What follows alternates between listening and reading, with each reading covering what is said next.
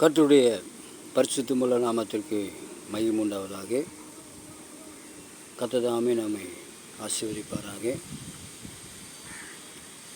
இந்த நேரத்தில் இந்த நாளிலே தேவனாகிய கர்த்தர் நம்ம வேதத்தை வாசிக்கும் பொழுது இதில் ஈசாக்கு ரெபெக்காள் என்று ஒரு வரலாறு கதை இருக்கிறது. என்ன வேதத்தின் முற்பிதாக்கள் என்று சொல்லும்போது ஆபிரகாம், ஈசாக்கு, யாக்கோபு என்று சொல்லப்படும் இவங்கள் முற்பிதாக்கள், வேதத்தினுடைய முற்பிதாக்கள் என்று சொல்கிறார்கள். இதில் பார்த்தீங்கன்னு சொன்னால் இந்த ரெபெக்காள் செய்த காரியங்கள் அவங்க ஃபேமிலி குடும்பத்தில் அந்த யாக்கோபு மிகவும் சிரமப்பட்டு இந்த வாழ்க்கை மிகவும் சிரமத்தின் மத்தியில் வாழ்ந்து ஒரு வெற்றி பெற்றார். கர்த்தர் தேவனாகி கர்த்தருக்கு உதவி செய்தால் வெற்றி பெற்றார். அது ரெண்டாவது கதை. ஆனால் இவங்க கதை அப்படியே மறைமுகமாக இருக்குது. இப்போ வேதத்தில் எப்படி எழுதப்பட்டிருக்குன்னு சொன்னால், இந்த மாதிரி காரியங்கள் செய்யக்கூடாது என்று எழுதப்பட்டிருக்கிறது. அதை நாம் எடுத்து பயன்படுத்த வேண்டும். இன்னொரு காரியங்கள் இப்படி தான் செய்ய வேண்டும் என்று வேதம் நமக்கு எச்சரிக்கிறது. அதை நாம் கேட்டு அதை நாம் பயன்படுத்தி கொள்ள வேண்டும். அதன் பிரகாரம் கீழ்ப்படி நாம் செய்ய வேண்டும். கர்த்தருக்கு ஸ்தோத்திரம். ஆகவே அந்த ஈசாக்கு அமைதியாக தான் இருந்தார்.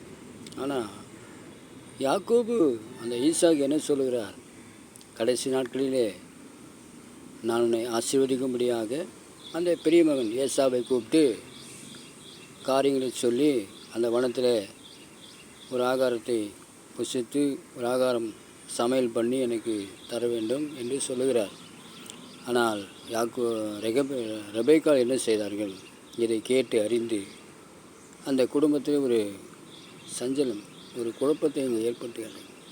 உடனே யாக்கோபு கூப்பிட்டு அழைத்து அவனை வேஷத்தை மாற்றி ஏசாவை போல அந்த பிரச்சனைகளை உண்டாக்கி ஏசா வருவதற்கு முன்பாக யாக்கோபை தயார்படுத்தி ஏசாவை போல இந்த ரெபெக்காள் செய்த காரியம். கர்த்தருக்கு ஸ்தோத்திரம், மகிமை உண்டாவதாக.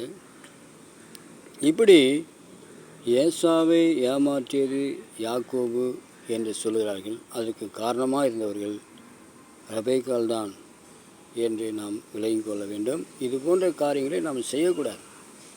கர்த்தருக்கு ஸ்தோத்திரம். அந்த காலத்தையே அவங்க தெரியாமல் செய்தாங்க. கர்த்தருக்கு ஸ்தோத்திரம்.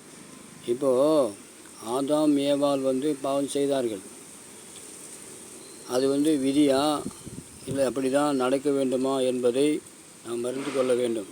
ஆதாம் ஏவாள் அவர்கள் பாவம் செய்யவில்லை என்று சொன்னால் தேவனாகிய கர்த்தர் வேறு விதமாக மனுஷனை அவர் விருத்தியாக்கி ஆசீர்வதித்து அவர் நடத்தி வந்திருப்பார். என்ன சொல்கிறார்? மனுஷன் மீறி செய்து விட்டானேன்னு சொல்கிறார். ஆகவே பிரியமானவர்களே, இந்த நேரத்தில் நாம் தெரிந்து கொள்ள வேண்டியது, ரெபெக்காள் செய்தது போல நாம் குழப்பத்தை உண்டாக்காதபடிக்கு அந்த கணவன் ஈசாக்கு கீழ்ப்படிந்து அவர் என்ன சொல்லுகிறாரோ அதன் பிரகாரம் அவங்க போயிருக்கலாம். அதனால் இவங்க முற்பட்டாங்க. கர்த்தருக்கு ஸ்தோத்திரம். புதிய ஏற்பாட்டில் நீங்கள் வாசிக்கும் பொழுது ஆண்டவராகிய இயேசு கிறிஸ்து தேவன் அந்த கானாவூர் கல்யாணத்தில் வந்திருக்கும்போது திராட்சரசம் குறையப்பட்ட போது அங்கே தாயாகிய மரியாள் அவர்கள் என்ன சொல்லுகிறார்கள்? அவர் என்ன சொல்லுகிறாரோ அதன்படி செய்யுங்கள் என்றார்.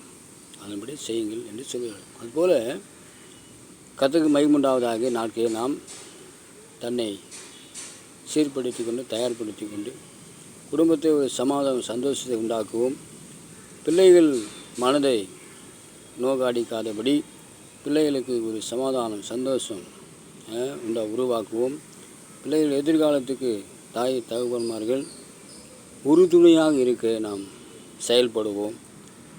தேவன் உங்களையும் என்னையும் இந்த தேசத்தையும் இந்த நாட்டையும் இந்த நகரத்தையும் தேவனாகிய கர்த்தர் ஆசீர்வதிப்பாராக. நன்றி, நன்றி, நன்றி.